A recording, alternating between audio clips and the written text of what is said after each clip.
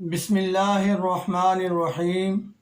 السلام علیکم ورحمۃ اللہ وبرکاتہ۔ حکیم حافظ ذوالفقار احمد چوہان آپ سے مخاطب ہے۔ ارشاد باری تعالیٰ ہے فیہ شفاء للناس۔ یہ الفاظ اللہ رب العزت سورۃ النحل قرآن مجید آیت نمبر 69 میں فرما رہے ہیں شہد کے بارے میں، کہ شہد میں اللہ رب العزت فرما رہے ہیں میں نے شفا رکھی ہے۔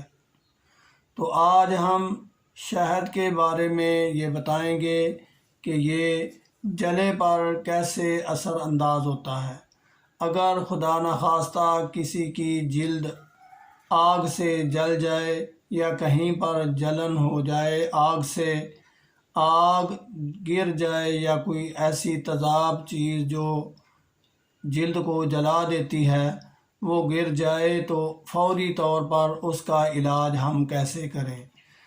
تو اس کے لیے اللہ رب العزت نے جیسے شفا رکھی ہے شہد میں ہر بیماری کے لیے، تو جلے پر بھی اگر فوری طور پر اگر جہاں پر جلد جل گئی ہے وہاں پر شہد لگا دیا جائے فوری طور پر، تو ایک تو وہاں پر جلن ختم ہو جائے گی، دوسرا چھالے نہیں بنیں گے، کیونکہ جلنے کے بعد اکثر ایسا ہوتا ہے کہ چھالے بن جاتے ہیں اور بہت تکلیف کا باعث بنتے ہیں۔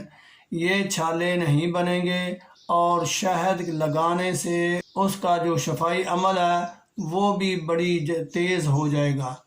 تو میں آپ سے عرض کر چکا ہوں کہ شفا ہے اللہ رب العزت نے رکھی شہد میں، اور جلے کے لیے اس کو کس طرح استعمال کرنا ہے کہ جب کوئی جلد جل جائے تو فوری طور پر اس پر شہد لگا دے، نہ آبلے بنیں گے، نہ جلن ہوگی، اور نہ ہی زخم اتنا زیادہ خراب ہوگا کہ دنوں میں لگ جائیں، ہفتے لگ جائیں، بہت جلد شفا ہو جائے گی۔